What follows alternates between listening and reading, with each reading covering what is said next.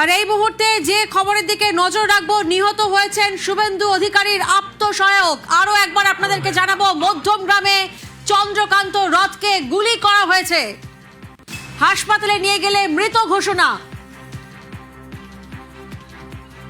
নিহত শুভেন্দু অধিকারীর পিএ, যে খবরে আমরা নজর রেখেছি এই মুহূর্তে, শুভেন্দু অধিকারীর পিএ চন্দ্রকান্ত রথকে গুলি করা হয়েছে, হাসপাতালে নিয়ে গেলে মৃত ঘোষণা। মধ্যম গ্রামে চন্দ্রকান্ত রথকে গুলি করা হয়েছে, এই মুহূর্তে ব্রেকিং নিউজ, অত্যন্ত গুরুত্বপূর্ণ খবরের দিকে আমরা নজর রেখেছি। হাসপাতালে নিয়ে গেলে মৃত ঘোষণা করা হয় চন্দ্রকান্ত রথকে।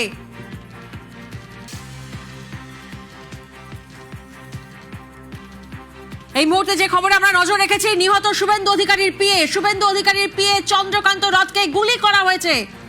মধ্যম গ্রামে চন্দ্রকান্ত রথকে গুলি, হাসপাতালে নিয়ে গেলে মৃত ঘোষণা।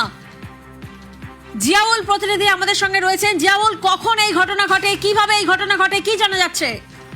দেখো, এখনো পর্যন্ত যেটা জানা যাচ্ছে, অর্থাৎ বিজেপির নেতা অর্থাৎ শুভেন্দু অধিকারীর পিএ, তিনি কিন্তু যখন মধ্যম গ্রামে একটি স্করপিও গাড়িতে করে যাচ্ছিলেন, সেই সময় শুট আউট করে, অর্থাৎ তাকে পরপর লক্ষ্য করে গুলি চালায়। এখনো পর্যন্ত দুজনের গুলিবিদ্ধ হয়েছে, দুজনকেই কিন্তু একটি বেসরকারি নার্সিংহোমে ভর্তি করা হয়েছে।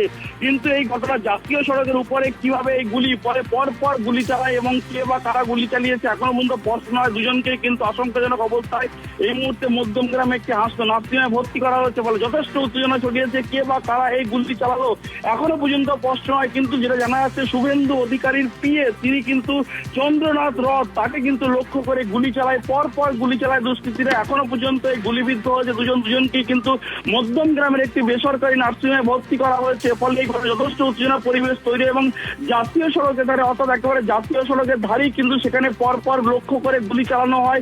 একটি স্করপিও গাড়িতে করে যাচ্ছিল এবং সেই স্করপিও গাড়িতে করেই কিন্তু পরপর গুলি ছোড়া হয় এবং এই ঘটনা এখনো পর্যন্ত দুজন কিন্তু গুরুতর জখম, অর্থাৎ চন্দ্রনাথ রথ এবং তার এক সঙ্গী, অর্থাৎ দুজনকেই কিন্তু গুলি লাগে। দুজনকে এই মুহূর্তে মধ্যম গ্রামের একটি নার্সিংহোমে ভর্তি করা হয়েছে। এই মুহূর্তে যথেষ্ট উত্তেজনা ছড়িয়েছে।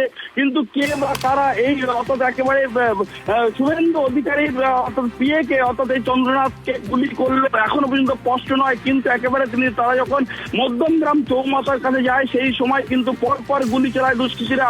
কিন্তু এই ঘটনার সঙ্গে কে বা কারা জড়িত এখনো প্রশ্ন নয়। ঘটনাস্থলে বিশাল পুলিশ বাহিনী রয়েছেন এবং ইতিমধ্যে বিজেপির একাধিক, অর্থাৎ যারা নতুন বিধায়ক হয়েছেন, তারা কিন্তু ঘটনাস্থলে রয়েছেন। কিন্তু কে বা কারা এই গুলিকাণ্ডের সঙ্গে যুক্ত সেটা কিন্তু এখনো প্রশ্ন নয়। ইতিমধ্যেই কিন্তু চন্দ্রনাথ এবং তার সঙ্গীকে, দুজনকেই কিন্তু মধ্যম গ্রামের একটি নার্সিংহোমে ভর্তি করা হয়েছে। একেবারে জিয়াউল, তুমি আমাদের সঙ্গে থাকো।